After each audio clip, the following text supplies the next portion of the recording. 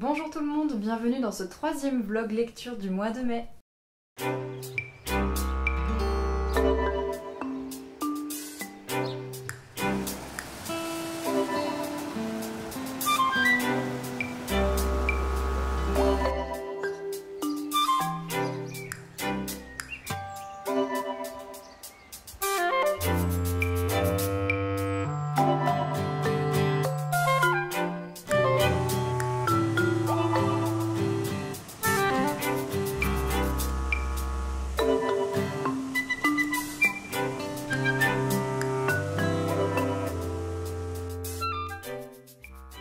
À l'heure où je vous parle, je suis rentrée il y a déjà plusieurs jours d'un week-end dans les montagnes qui était super chouette et qui m'a fait beaucoup de bien. Et pendant lequel j'ai lu La Dame en Noir de Suzanne Hill, qui est un roman à l'opposé total de l'ambiance dans laquelle j'étais, à savoir montagne et lumière. Là j'étais plutôt dans ce roman dans la brume et l'Angleterre, on va dire. C'est un roman qui a été écrit je crois autour des années 1980. Qui a été adapté en film d'ailleurs avec Daniel Radcliffe il me semble, film que je n'ai pas vu et que j'avoue j'ai un peu peur de voir parce qu'il a l'air d'être assez flippant. Pour ce qui est du roman, je le qualifierais plutôt d'un roman d'ambiance finalement, un peu un roman gothique, un peu un roman ouais, gothique ambiance je dirais. Je vais arrêter de bouger dans tous les sens déjà. Ça raconte l'histoire de Arthur Kipps qui est un jeune notaire qui habite à Londres, qui est fiancé et dont le supérieur décide de l'envoyer dans un petit village un peu reclus, je dirais, d'Angleterre pour s'occuper des papiers de succession d'une vieille dame qui vient de décéder dans un manoir. Donc Arthur Kipps se rend jusque dans ce village et jusqu'au manoir, sauf que ce manoir a une particularité, c'est que c'est un endroit qui n'est pas spécialement facilement accessible parce qu'il est entouré d'une part de marais, mais aussi que il y a une montée des eaux en fait autour du manoir parce que c'est influencé par les marées en fait qui sont proches. Donc Arthur est déjà confronté à l'accès au manoir, mais surtout il se rend compte très vite qu'il y a une sorte de tabou autour de ce qui entoure ce manoir, de ce qui entoure la vie de cette vieille dame et de la famille de cette vieille dame. On ne sait pas grand chose et Arthur sent vite que il se passe il y a quelque chose de caché, qu'on ne lui a pas tout dit, qu'il y a peut-être un secret autour de ce manoir. Je ne vous en dis pas plus pour l'histoire, j'ai beaucoup aimé ce roman même si j'avoue que je m'attendais peut-être à avoir un peu plus peur et que c'est pas vraiment un roman finalement d'horreur, d'épouvante je dirais. Moi je le qualifierais plus de roman d'ambiance finalement. Parfait à lire en octobre, clairement en mois d'automne, si vous voulez un truc un peu brumeux, un peu spooky, c'est vraiment parfait. C'est pas un roman sans défaut, mais je vais y revenir après. Moi, ce qui m'a vraiment, déjà, le point fort, vraiment, c'est cet aspect, comme je le disais, d'ambiance. Déjà, avoir cette idée de manoir au milieu de marais, donc un aspect très brumeux de par l'humidité, mais qui est aussi avec un accès un petit peu restreint, finalement, parce qu'il y a des moments où la marée est haute, et donc on peut plus passer pour aller jusqu'au manoir. Ça m'a vraiment rappelé, typiquement, le pont du Gois vers Noirmoutier, qui est un pont qu'on ne peut plus traverser à marée haute, et sur lequel on peut se faire piéger, en fait, justement, parce qu'il est assez long il me semble. Ça m'a aussi rappelé le Mont Saint-Michel et sachant aussi qu'il me semble près du manoir il y a des histoires un peu de sable mouvant donc c'est assez... il y a quelque chose de vraiment inquiétant autour de ça qui est bien exploité dans le roman que j'ai beaucoup aimé. Et pareil, le manoir est assez humide et vraiment, on voit vraiment les bois qui ont absorbé l'eau, qui moisissent un peu. Enfin, il y a vraiment cet aspect-là qui est bien retranscrit, je trouve, par le roman. Le roman ressemble beaucoup au début à Dracula. Vraiment, ça m'a interpellée parce qu'on a vraiment un personnage type qui est très similaire, un jeune homme qui est notaire, voilà, qui doit s'occuper d'une maison, d'une succession, ou de racheter une maison, c'était ça dans Dracula. Qui est fiancé, qui a une jeune fiancée. Il y a vraiment un truc autour de ça qui ressemble beaucoup, qui doit partir de Londres pour aller dans un endroit inconnu, un peu étrange, un peu effrayant, qui va vraiment être confronté à la peur. Il y a vraiment quelque chose de très similaire, en fait ça m'a vraiment frappée. Surtout que j'ai vu le film Nosferatu en début d'année et du coup ça m'a vraiment rappelé en fait toute l'histoire de base de Dracula. Donc c'est assez frais dans ma tête et en lisant La Dame en Noir, vraiment je me suis dit mais c'est dingue comment on voit vraiment l'influence au tout début du roman. En tout cas, toute une partie du roman semble influencée un petit peu par ça. Après, voilà, comme je disais, c'est pas un roman qui donne vraiment des frissons, je trouve, un peu, mais voilà, c'est très léger. Et en fait, je trouve qu'il y a quand même c'est un roman très court déjà, je crois qu'il fait moins de 200 pages, il fait 160 pages, quelque chose comme ça, donc c'est vraiment très court, ça fait presque plus une nouvelle parfois on pourrait se dire. Et il y a un goût pour moi un peu d'inachevé sur ce roman sur plusieurs aspects. Déjà la fin est très abrupte, je trouve que la fin est... on la voit un peu venir mais c'est un peu abrupt j'ai trouvé. Et ensuite il y a 2-3 éléments en fait au niveau des personnages, au niveau de l'histoire du manoir qui me semblent pas super explicites et qui pour moi auraient mérité d'être un peu plus détaillés. J'ai vu à peu près voilà, où voulait aller l'autrice dans ce qu'elle décrit, dans ce qu'elle explique, mais je suis un peu restée sur ma faim en fait. Je pense qu'il y a des détails, des informations en plus que j'aurais aimé avoir, parce que il se passe des choses mais finalement c'est pas... ça, tout ne tombe pas sous le sens je trouve à la fin du roman. Enfin, il y a 2-3 choses où voilà, je me suis un peu dit bon, peut-être que ça aurait pu être creusé. Ça reste une lecture que j'ai appréciée, notamment avec l'ambiance qui est vraiment son point fort. Voilà, je pense que c'est vraiment une très bonne lecture à faire si vous voulez un roman pas trop long et un peu prenant pour l'automne par exemple. Après, si vous cherchez vraiment des gros frissons, un truc détaillé, je pense que c'est pas vraiment la lecture qu'il faut faire. Je vous avoue que je me tâte un peu à voir le film, j'ai un peu peur, mais je suis un peu curieuse de voir ce qu'ils ont pu en faire en film, parce que pour le coup, un roman aussi court, je pense qu'il y a moyen un peu d'étaler sur un film, à voir. Je pense qu'ils vont avoir... De mon avis, c'est qu'ils vont avoir axé le truc sur l'aspect épouvante et effet apparition, surprise, etc. Mais à voir pour ça. En parallèle, j'ai commencé à écouter le livre Hunger Games. Je n'ai jamais lu les livres Hunger Games, vraiment, j'en ai toujours beaucoup entendu parler évidemment, mais je ne les ai jamais lus. Je crois que j'ai vu qu'un seul des films d'ailleurs Hunger Games, mais je n'en ai aucun souvenir, mais vraiment aucun souvenir. Donc je me suis dit, ah bah tiens, je pourrais écouter le livre audio, ça pourrait être pas mal. Alors déjà, livre audio hyper prenant. Vraiment, la narratrice c'est... mince, la doubleuse de Jennifer Lawrence, j'ai oublié son nom, c'est Kelly quelque chose, Kelly Marot je crois, je vais pas me tromper. Et très bonne narratrice, vraiment au top. Je trouve en plus que pour les romans qui sont à la première personne, vraiment le livre audio est hyper adapté. Ça fait tout de suite, quelqu'un te raconte son histoire, quelqu'un raconte son histoire et c'est tout de suite beaucoup plus engageant je trouve. Mais là, vraiment, ça faisait très longtemps que je n'avais pas autant passé de temps sur un livre audio. Dès que je peux, j'essaie de l'écouter. Là, je suis quasiment à la fin. Il doit me rester 1 heure à écouter ou quelque chose comme ça. Vraiment, je ne décroche pas. C'est hyper prenant. Et ouais, c'est vraiment... je comprends le succès. Je sais pas si c'est nécessaire que je résume Hunger Games. Mais bon, pour la faire courte... le monde, on est un peu dans une sorte de monde post-apocalyptique.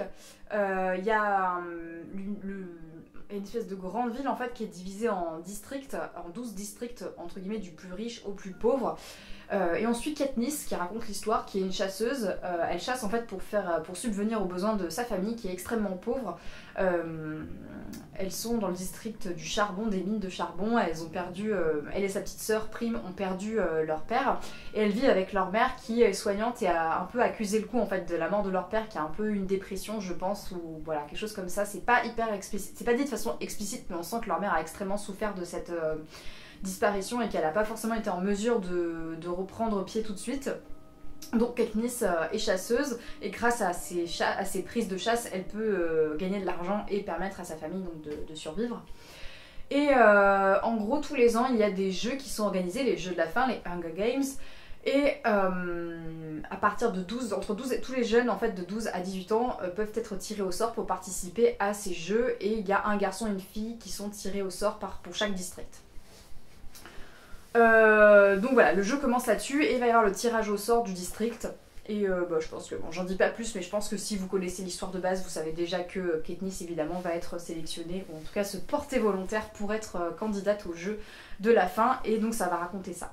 C'est vraiment une lecture qui m'a surprise parce que pour un roman qui s'adresse quand même globalement à des adolescents, j'ai trouvé que la question de la pauvreté était vraiment abordée et de la confrontation au Capitole en fait qui impose des lois assez tyranniques en fait aux différents districts, enfin aux différents habitants et particulièrement sur les districts les plus pauvres. Je trouve que tout ça est abordé de façon extrêmement frontale. Il y a vraiment cette confrontation qui est annoncée dès le départ, cette haine en fait du gouvernement en fait tout simplement qui est marquée dès le départ et avec vraiment une présence de la pauvreté qui est quelque chose qui est dans les préoccupations mais quotidiennes en fait de Katniss. On parle juste de survie, de manger avant même en fait de démarrer les Hunger Games. Katniss est déjà en fait dans une situation de survie au quotidien, ce qui est hyper intéressant. Et ce fil rouge en fait de la nourriture, de trouver de la nourriture, ou d'avoir de la nourriture, c'est vraiment un truc qui va suivre tout le long du roman et je trouve que c'est intéressant. Alors vous allez me dire, oui c'est normal, c'est le titre, c'est les Hunger Games, mais vraiment ça fait complètement sens je trouve quand on le lit. Il y a l'opposition en fait entre avoir beaucoup de nourriture du côté des riches, en fait du Capitole, où il suffit d'un claquement de doigts et on a un plat, n'importe quel le plat qu'on désire en fait, même avec des ingrédients extrêmement rares. Et de l'autre côté, en fait, des gens qui sont obligés de travailler extrêmement dur pour pouvoir juste subvenir à des besoins basiques, de pouvoir se nourrir, avec des aliments en plus qui sont, comme le dit Katniss, ben, pas des aliments incroyables, en fait, des choses très simples, elles peuvent même pas se payer du café, elle dit à un moment donné dans l'histoire. Et vraiment, ce qui est intéressant, c'est que le point de vue de Katniss développe pas mal cet aspect-là. Par exemple, quand elle va commencer à manger au Capitole, découvrir les plats, en fait, qu'ils ont, enfin voilà, toute la richesse, il y a un truc elle essaye en fait de se dire comment moi je pourrais faire un plat similaire dans mon district. Est-ce que je pourrais faire quelque chose qui ressemblerait à ça? Donc elle cherche des ingrédients, elle cherche comment elle pourrait faire, et elle se dit, même en faisant ça, ça ne ressemblerait même pas à... ça n'aurait même pas un tiers en fait de la valeur de ce plat en fait, que j'ai devant moi. Je trouve que c'est un truc voilà, qui est vraiment intéressant et développé et gardé en fil rouge et en point d'intérêt pendant toute l'histoire, et ça c'est vraiment bien. Je trouve que c'est vraiment un des points forts du livre, puisque bah, ça va continuer, vous vous en doutez, dans l'arène des Hunger Games, pendant la confrontation, pendant les jeux. Avec voilà, toujours cette quête de nourriture, les plus riches qui arrivent à en trouver facilement parce qu'ils sont avantagés par leur richesse et par leurs ressources physiques aussi, parce qu'ils ont pu plus manger, donc ils ont un corps aussi qui est plus robuste. Aussi la distinction de savoir trouver de la nourriture en fait, qu'il y en a qui n'ont jamais été habitués à chercher de la nourriture en extérieur, donc qui ne savent pas reconnaître par exemple des baies, des animaux, etc. Donc très intéressant, très intéressant, même si je n'ai pas tout à fait fini, vraiment il me reste 1 heure je crois à écouter. Mais j'avoue que là, je trouve que le sujet est vraiment, à ce niveau-là c'est bien traité. Surtout que je trouve que c'est toujours en fait très d'actualité parce que, comment dire, aujourd'hui, on est quand même dans une phase avec l'inflation où le prix des courses a augmenté, où des gens ne peuvent plus se payer ce qui se payait auparavant, où le fait, par exemple, sur les réseaux sociaux de tout le temps montrer qu'on boit du matcha, etc., c'est un peu un marqueur en fait de classe sociale, c'est un marqueur de richesse. Maintenant, de la nourriture, ce qu'on mange, ce qu'on ingurgite, notre état de santé aussi, c'est un marqueur de richesse. Je trouve que c'est un roman qui a toujours beaucoup de sens en fait à lire aujourd'hui, et j'ai hâte de voir jusqu'où va aller la saga, même si on se doute un petit peu de comment...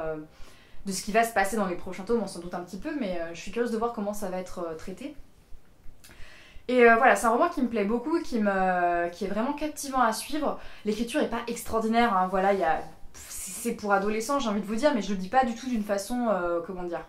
C'est pas ce que je cherche en fait dans Hunger Games, c'est pas ce que j'attends. Je sais que c'est un roman pour adolescents, donc l'écriture va être assez simple, voilà, il va y avoir beaucoup de dialogue, mais ça marche en fait très bien, ça fonctionne très bien, le message passe, et ça n'empêche que c'est très prenant. J'aime aussi beaucoup le personnage de Peeta, que je trouve super intéressant. Bon, je pense que ça va... Je vois à peu près comment ça va se goupiller pour le tome 2, j'ai une petite idée, mais j'attends de voir la fin. Mais j'aime beaucoup ce personnage, je trouve que c'est très intéressant, le rapport avec Katniss qui est introduit, ça change un petit peu de ce qu'on pourrait... je sais pas, peut-être que ça fait longtemps que j'ai pas lu de roman jeunesse, mais en tout cas je trouve que leur relation est plutôt bien traitée et la façon dont c'est amené est aussi intéressante. Donc vraiment une très bonne surprise, Hunger Games, vraiment très bonne surprise. Je pense que je vais m'empresser d'enchaîner le tome 2 à l'écoute après avoir fini ce premier tome. Et puis voilà, après je pense que je regarderai les films, parce que visiblement c'est tout un univers que je suis en train de découvrir là. Donc voilà, futur fan de Hunger Games des années après, comme quoi il n'est jamais trop tard. Et je vous retrouve pour vous parler de la fin de ma lecture de Hunger Games. La dernière fois que je vous en ai parlé, on était le vendredi, j'ai terminé ma lecture et j'ai vu le film adapté donc de ce premier volume le samedi. Je pensais vous en parler dimanche. Mais nous sommes actuellement mercredi, donc il y a eu un petit gouffre temporel où j'ai été absorbée par la vie tout simplement. Mais bon, ça reste encore assez frais dans ma tête. Mon avis n'a pas changé depuis la dernière fois où je vous ai parlé de la fin du premier tome, j'étais quasiment à la fin. J'ai enchaîné tout de suite sur sur l'écoute plutôt du deuxième volume. J'en suis à plus de la moitié, donc j'ai vraiment pas perdu de temps. C'est vraiment... ouais, je pense que ça faisait longtemps que je n'avais pas eu une lecture qui m'absorbait autant comme ça. Enfin, une écoute en tout cas, donc c'est très chouette.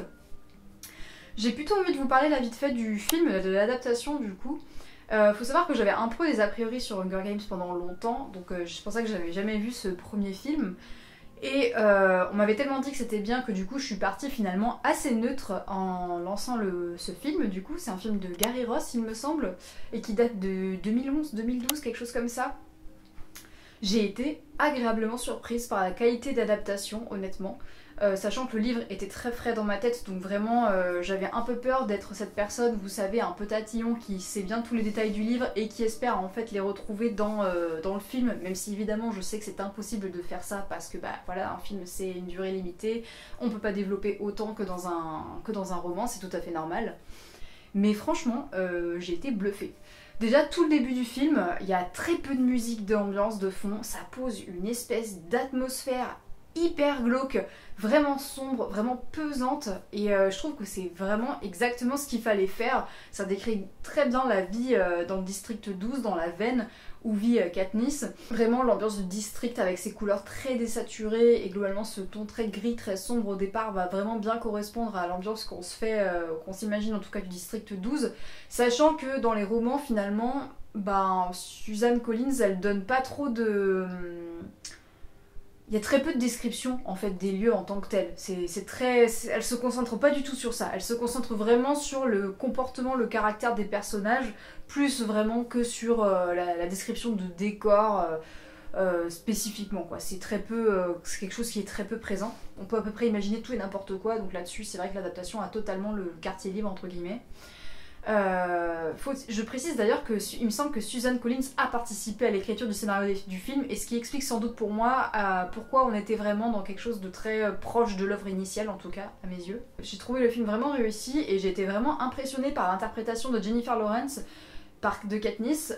Faut savoir quand même, donc, du coup, Katniss est le personnage principal des romans et c'est elle qui raconte l'histoire. Donc c'est son point de vue, ses pensées, ce qu'elle ressent, tout ce qu'elle peut se dire en fait quand elle rencontre un nouveau personnage, quand elle discute. Et en fait, en regardant le film, je me suis dit, mais oh là là, comment ils vont transcrire ce qu'elle ressent en ce moment-là, comment on va savoir ces informations-là. Et finalement, tout passe assez bien dans le film parce qu'ils font parler certains personnages en parallèle pour commenter des choses et du coup donner des informations. Et puis, Jennifer Lawrence parle très peu aussi, c'est un personnage qui est globalement taciturne dans les romans, mais qui l'est aussi dans les films. Enfin, taciturne peut-être pas, mais elle parle pas trop, quoi. Elle va souvent à l'essentiel. Et là, du coup... Ben Jennifer Lawrence, elle a un jeu qui traduit beaucoup ses expressions et ce qu'elle peut penser en fait en regardant les personnages. Son regard, il en dit long souvent sur ce qu'elle peut penser. Et je sais pas comment dire, mais vraiment, elle arrive finalement à transmettre les émotions, les pensées de ce que... En tout cas, ce que pourrait penser Katniss à l'écran de façon assez... très proche finalement de ce que j'imaginais dans le roman, donc ça c'est assez chouette, je suis assez impressionnée. Le casting même globalement du film est vraiment très bien, j'étais même très surprise de voir certains visages très connus, je savais pas du tout que ces gens-là avaient joué dans ce film-là. Donc très bonne surprise vraiment cette adaptation. Donc c'est pour ça que je me suis un peu ruée sur le deuxième tome parce que j'avais envie de voir la suite en film aussi. Donc voilà, je vous tiendrai au courant. Ce que je trouve intéressant pour l'instant dans ce deuxième tome, c'est que y a quelque chose qui était déjà un petit peu abordé dans le premier volume, c'était les PTSD en fait, les traumatismes liés à la violence, qui était déjà abordé avec le personnage d'Emich et son alcoolisme. Là, c'est quelque chose qui va vraiment être poursuivi dans le deuxième roman, que je trouve vraiment très intéressant. Et toujours ce fil rouge de la nourriture, toujours ce fil rouge autour de la difficulté à se nourrir, même si là les choses ont un peu changé dans le tome 2.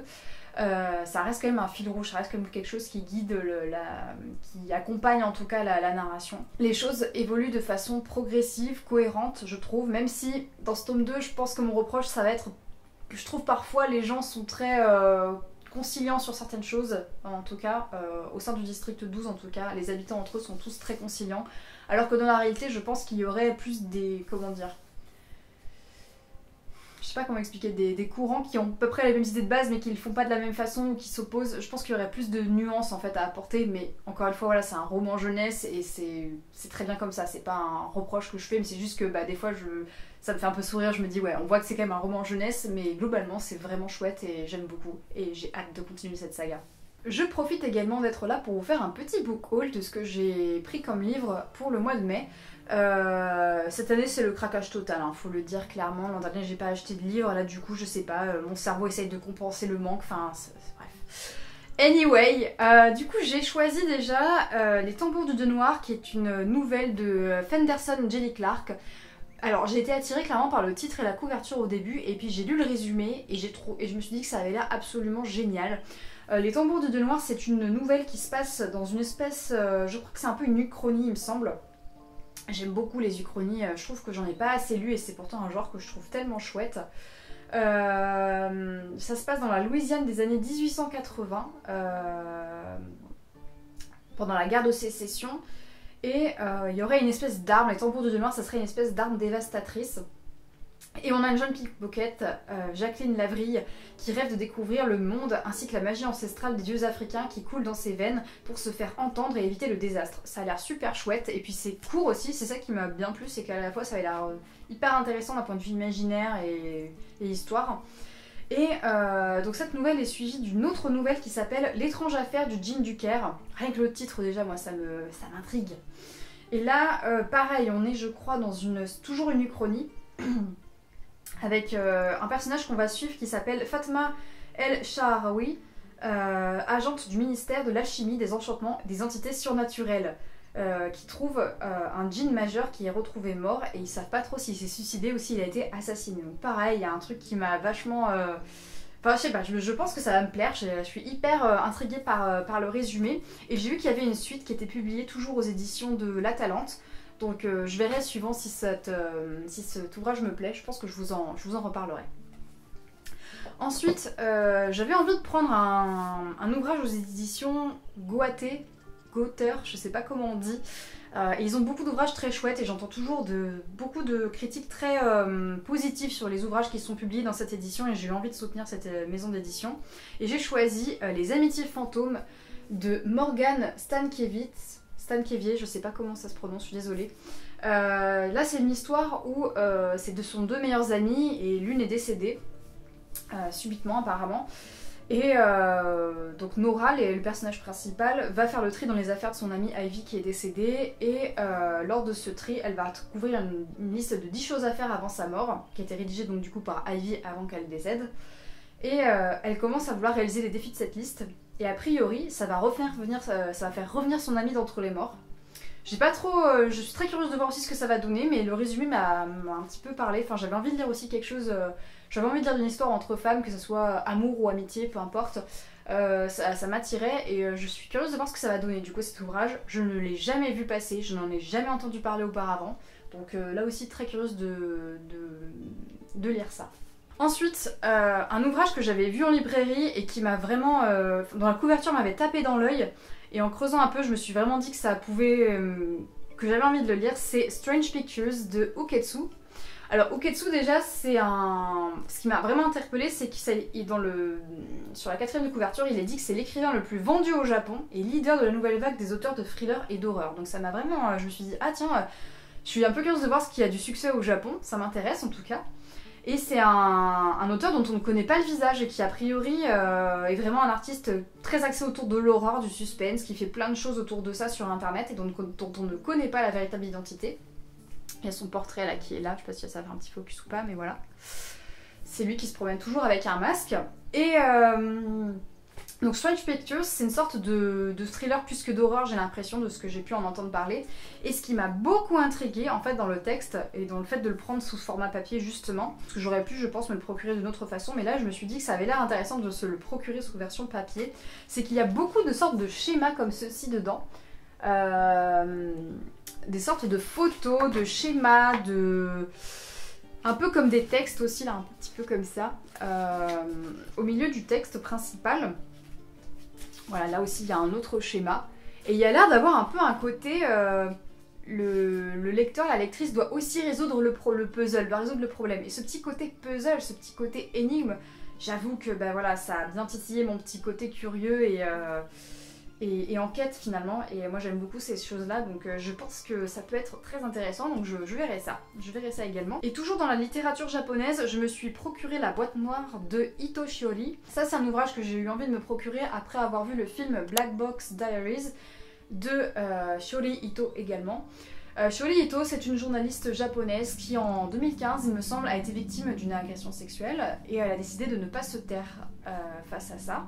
Elle a décidé de médiatiser son affaire et d'entamer un procès contre son agresseur. Si vous ne connaissez pas bien le Japon, ce qu'elle a fait est absolument... comment dire, je sais, j'ai pas le terme, mais absolument révolutionnaire, absolument remarquable pour l'époque, parce que au Japon, quand il y a des choses comme ça, on se tait et on ne fait pas de scandale. Il ne faut surtout pas créer de scandale, il ne faut pas créer de problème, entre guillemets. Hein.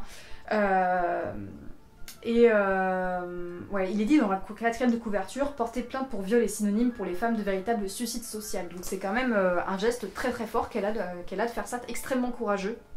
Et le film m'a absolument bouleversée. Parce qu'elle se filme au fur et à mesure de son histoire, elle se filme en train d'essayer de récupérer des informations, elle filme son état d'esprit, comment elle se sent par rapport à tout ça, et on sent que c'est quelque chose qui l'a absolument...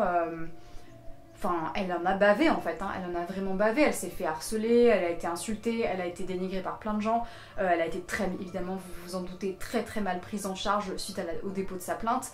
On a retourné les choses pour dire que c'était elle qui avait provoqué, qui avait pu provoquer ça par sa façon de s'habiller, etc. Enfin bref, le grand classique, c'est un film qui est très éprouvant mais qui est, je trouve, extrêmement important et Shiori Ito, elle a tout simplement marqué le mouvement MeToo au Japon, hein. C'est vraiment une figure féministe qui est devenue hyper importante là-bas et donc elle a choisi d'en faire un roman, puis ensuite elle a fait un film. Donc je pense que son témoignage ici, il s'arrête avant la fin du film. Donc la film nous explique un petit peu comment ça s'est, entre guillemets, le fin mot de l'histoire. On l'a un petit peu. Je suis pas sûre qu'on l'aura dans l'ouvrage. Mais je pense par contre qu'elle détaille peut-être plus de choses que dans le film. Dans le film, elle est assez vague sur pas mal de faits, comment dire. Elle rentre pas forcément dans le détail sur tout. Et là je pense qu'il y aura peut-être un peu plus de détails, mais bon, on verra. Dans tous les cas, j'avais envie de soutenir l'ouvrage parce que ce qu'elle a fait est remarquable en fait, et c'est une histoire qu'on connaît pas trop, je crois, en France. Il me semble qu'aux États-Unis ça a fait un petit peu de bruit parce que c'est une journaliste à la base qui a fait ses études à New York, il me semble, et qui parle très bien anglais. Donc je pense qu'elle avait ce lien un petit peu à l'international, et qui, je pense, à mon avis, l'a aidée clairement. Enfin voilà, si elle a pu aussi faire porter sa voix comme ça, c'était parce que ce n'était pas n'importe qui, c'était une journaliste qui était compétente, qui avait fait des études, etc., qui parlait une autre langue, etc. Donc je pense que tout ça a pu l'aider, mais ça n'enlève rien en fait à son parcours et à l'accomplissement en fait, hein, que c'est tout simplement d'avoir bataillé jusqu'au bout pour pas se laisser faire, pour faire entendre sa voix, pour faire entendre son histoire, et pour aussi permettre à d'autres femmes au Japon de ne pas se taire, de ne pas rester silencieuses face à ce genre d'agression tout simplement. Donc un texte qui sera, je pense, pas facile à lire, mais hyper important. Et toujours dans la thématique féministe, j'ai choisi de me procurer également Léane Alestra, Les Vigilantes, surveillées et surveillantes, ces femmes au cœur de l'extrême droite. Donc comme son titre l'indique, un ouvrage sur les femmes de droite et plus précisément d'extrême droite. C'est un ouvrage que je me suis procuré parce qu'il fait partie du prochain book club de Margarito, donc ça m'intéressait, et aussi parce que Léane Alestra, j'ai déjà lu son ouvrage précédent qui est Les hommes hétéros le sont-ils vraiment ? Et c'est un ouvrage, comment dire, sur lequel j'étais partie finalement assez dubitative. Je ne savais pas si c'était un ouvrage qui allait m'apporter des choses, si ça allait pas un peu m'agacer parce que le titre est volontairement un peu provocateur. Et au final, c'est un ouvrage qui m'a appris pas mal de trucs, qui m'a apporté des éléments de réflexion que je n'avais pas forcément. Et avec beaucoup de références, c'est très, très référencé aussi, très sourcé. Donc je me suis dit, allez, très, très intéressée pour lire son nouvel ouvrage. Et puis aussi, tout simplement, le sujet des femmes de droite et d'extrême droite. C'est un sujet que je connais pas tant que ça finalement. J'ai déjà lu quelques articles sur ça dans une des revues de La Déferlante, qui est une revue féministe. Mais voilà, ça s'arrête là en fait. Donc je suis très curieuse de voir ce que ça va donner.